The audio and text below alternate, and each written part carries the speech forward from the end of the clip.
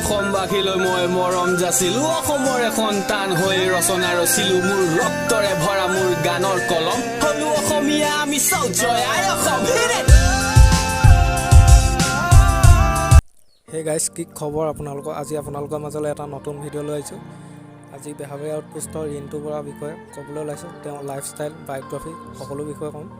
ভিডিঅ'টো শেষলৈকে চাব অলপো স্কিপ নকৰিব আৰু ভাল লাগিলে like comment share and subscribe কৰি দিব তেতিয়ালৈ ব'লক আমি ভিডিঅ'টো আৰম্ভ কৰিম